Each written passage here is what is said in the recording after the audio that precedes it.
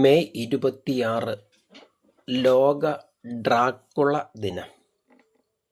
May 26 ലോക Dracula ദിനമായി ആചരിക്കുന്നു. വിശ്വസാഹിത്യത്തിലെ ഹൊറർ നോവലുകളിൽ ഏറ്റവുമധികം വായനക്കാരെ ആകർഷിച്ചിട്ടുള്ളതും വിവിധ ഭാഷകളിൽ വിവർത്തനം ചെയ്യപ്പെട്ടിട്ടുള്ളതുമായ ഡ്രാക്കുള എന്ന നോവൽ 1897 മെയ് 26 പ്രസിദ്ധീകരിച്ചതിൻ്റെ ഓർമ്മ പുതുക്കിയാണ് ഈ ദിനാചരണം നടത്തുന്നത്. ഐറിഷ് എഴുത്തുകാരനായ ബ്രാം സ്റ്റോക്കർ ആണ് ഇതിൻ്റെ കർത്താവ്.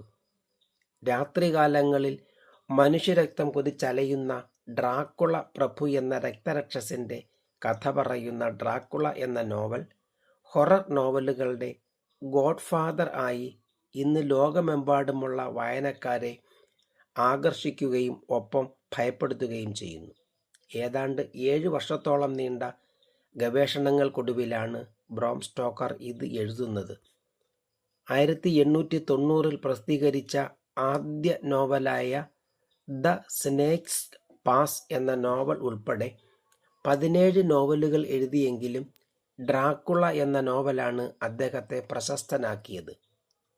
20-ാം നൂറ്റാണ്ടിൽ ലോകമെമ്പാടുമുള്ള മിക്ക ഭാഷകളിലേക്കും ഇത് വിവർത്തനം ചെയ്യപ്പെട്ടതോടെ അദ്ദേഹം പ്രശസ്തിയുടെ കൊടുമുടിയിലെത്തി.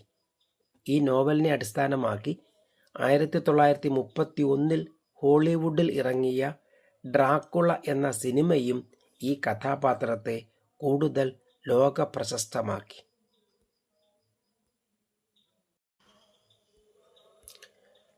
ചെമ്പകരാമൻ പിള്ള ചരമദിനം.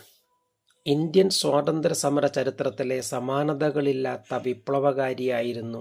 ഭാരതത്തിൻ്റെ സ്വാതന്ത്ര്യത്തിനായി വിദേശത്തു നിന്ന് പോരാടിയ മലയാളി കൂടിയായ ചെമ്പകരാമൻ പിള്ള.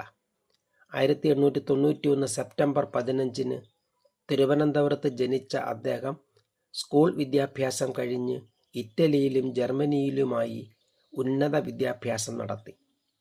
ബെർലിനിലെ ഇന്ത്യക്കാരെ സംഘടിപ്പിച്ച് അദ്ദേഹം ഇന്ത്യൻ ഇൻഡിപെൻഡൻസ് കമ്മിറ്റി രൂപീകരിച്ച് ബ്രിട്ടീഷുകാർക്കെതിരെ പോരാടി.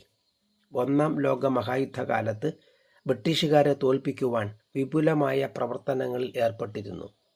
പിൽക്കാലത്ത് ജർമ്മനിയിൽ നാസിസം ശക്തിപ്പെട്ടപ്പോൾ ഹിറ്റ്ലറുടെ ഇന്ത്യാവിരുദ്ധ പരാമർശങ്ങളെ ചെമ്പകരാമൻ പിള്ള എതിർത്തു. ഇതിൻ്റെ പേരിൽ അദ്ദേഹത്തിന് ഹിറ്റ്ലർക്ക് മാപ്പ് എഴുതി നൽകേണ്ട സാഹചര്യവും ഉണ്ടായി. 1934 മെയ് 26 ജർമ്മനിയിൽ വെച്ച് ചെമ്പകരാമൻ പിള്ള അന്തരിച്ചു.